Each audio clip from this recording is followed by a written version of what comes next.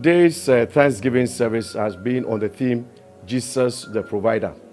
And I preach on that theme based on John chapter 16, 1 to 15. Whilst we celebrate the life of His Excellency Osabutey Amissah-Arthur, we're trying to relate his public life that was patterned along the public life of Jesus Christ, who, when he had the opportunity to feed the 5,000, broke all protocol, broke all barriers, and came down to serve the people, recognizing both their physical and spiritual needs. And I was relating this to the life pattern of His Excellency, who just departed from us, that whilst he served in public service, wherever he found himself, until he became the vice president, all down the ladder, wherever he has worked, he saw himself as a service provider. That's what we emphasize today. Somebody who is meant to be in office, not to serve the needs of the office, not to serve his personal needs. He thought more about the work and the people he had been called to serve throughout his public, long, public, service. And this is something that we are calling upon all public servants to be able to do. As to his life in the church, he has always been a church member. I mean, he was born into the Methodist faith. The mother attests to that. The siblings, attest to that.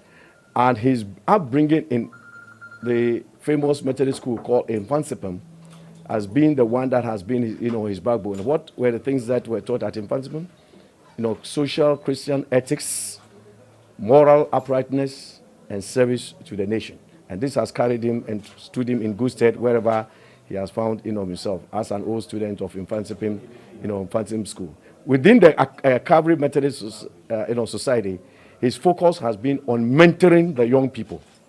And for all this time that he has served, he's by his example, in other words, by word and deed, donations that he gives to the young people, and also by direct, teaching, and also by his lifestyle, he wanted to mentor or has been mentoring the young people, in the church. And that is a great contribution, to the church. I have known him as a quiet person, somebody who does not flout and make noise about his Christian faith.